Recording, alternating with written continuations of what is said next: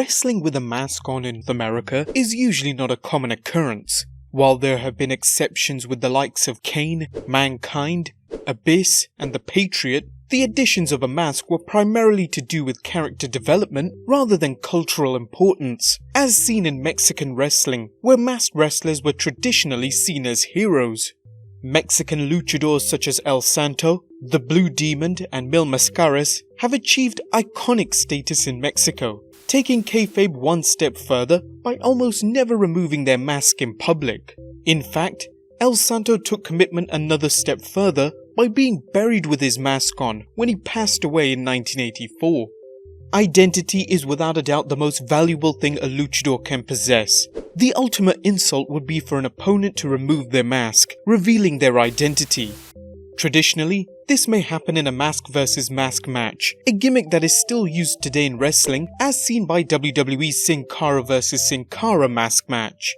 However, even if the mask is used as a gimmick, removal of it could easily ruin the mystique that wrestler possesses, consequently ruining his wrestling career.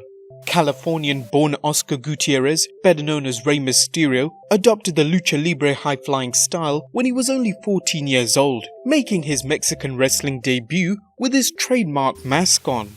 Mysterio would briefly wrestle with ECW in 1995, before signing with WCW in 1996 as part of their cruiserweight division. Mysterio would continue wrestling with his mask, personalizing each one with different patterns and colors. Like other luchadors, Rey took great pride in wearing a mask, upholding the lineage created by many other Mexican wrestling legends. According to Mysterio, he was originally planned to lose his mask in his classic WCW Cruiserweight Championship match against Eddie Guerrero at WCW's 1997 Halloween Havoc pay-per-view. However, when Mysterio told Bischoff that he did not want to lose his mask, Bischoff threatened Mysterio with a breach of contract lawsuit. He mentioned in an interview, "I remember getting in there a day or two earlier before the pay-per-view, and we saw Eric at the Betty Boop bar at the MGM Grand, which is right there at the entrance, and I remember I wanted to talk to him, and it was brief, but I told him that I wasn't comfortable doing that match, especially, I wasn't comfortable losing my mask. And he was like, Rey, you have to do what you're told because you're under contract, or else you'll be in breach of a contract." So he was really getting to me that day. That whole week was a nightmare, man. When Bischoff got wind that Mysterio was thinking about no-showing the event, Bischoff called him at his home. He called my house and I picked up, and I guess he had heard that I wasn't going to show up, and he said, "Rey, you'd better show up." And again he mentioned the same thing, "Or else you'll be in breach of contract, and it's going to get really ugly." So I did show up on the night, at the bar, and the next day, of course, showtime. We set up the match, and we were good to go. Eddie did tell me, if you don't want to do this, we don't have to. So he was backing me up 100%. I said, "No, let's just go with it. Let's just do it." I want to say a match before ours, the decision was changed. And again, they were just messing with me. Whilst an unmasking happened on an October 13th, 1997 episode of Nitro, Rey did his best to not reveal his face. It seems a late change of plans had him defeat Guerrero at Halloween Havoc 1997 to win the Cruiserweight title, and thereby not having to forfeit losing his mask. Whilst Mysterio was predominantly a cruiserweight wrestler, he was catapulted up the card when in 1999, Rey was part of the Latino NWO-like stable called the Latino World Order, which comprised of other masked wrestlers such as La Parka and Psychosis. It was during this time forced him to strip off his LWO colors. When he refused, he was attacked by members of the NWO, which led to a match at Super Bowl IX where Mysterio and his tag partner Conan lost to a hair versus mask match against Scott Hall and Kevin Nash. Mysterio was admittedly disappointed when he was told he had to remove his mask permanently in WCW. In an interview on MLW Radio, Mysterio spoke about the removal of his mask. "I was strongly against it.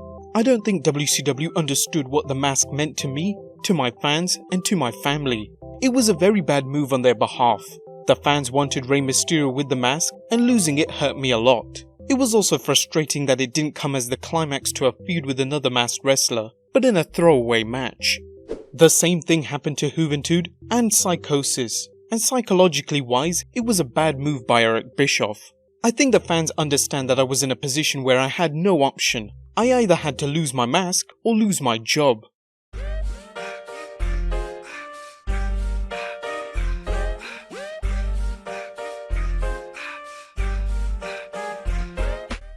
Mysterio would continue to wrestle without his mask and change his wrestling attire, taking on a more gangster look as he joined rapper Master P's No Limit Soldiers stable with Conan and other members, and then forming WCW's answer to D-Generation X, known as the Filthy Animals. He would wrestle without the mask in WCW up until the company's demise in 2001. However, when Rey debuted in WWE for the first time in 2002, he returned under a new version of his old attire, complete with the mask back on. But why did Mysterio debut in WWE with a mask on? After all, many non-WCW viewers were familiar with Mysterio's unmasked look. Mysterio claimed that WWE wanted him to come to WWE under a mask, which he was happy to do, mentioning, "That was their idea. Oh yeah, I actually loved that idea. But it was up to them. They said, when you're coming back with the mask. Cool, I'm down." And it hadn't been that long. I probably wrestled for about a year or a year and a couple of months without the mask, so it was kind of fresh, but at the same time, they were ready to see a new Rey Mysterio. In WWE, Rey shot up to new heights, becoming the 21st person to win the WWE Triple Crown Championship, as well as being the winner of the 2006 Royal Rumble. Whilst the removal of his mask had been teased and at one time or another it had been removed, such as in 2011 when Chris Jericho took possession of the mask during a feud between the two, it was done in a tasteful manner, with WWE trying their best not to expose Mysterio's face on camera. Since 2002, Mysterio continues to wear it in and out of the ring, whether it's making sporadic appearances in WWE, Lucha Underground, or New Japan Pro Wrestling. The mask is no doubt part of his wrestling identity.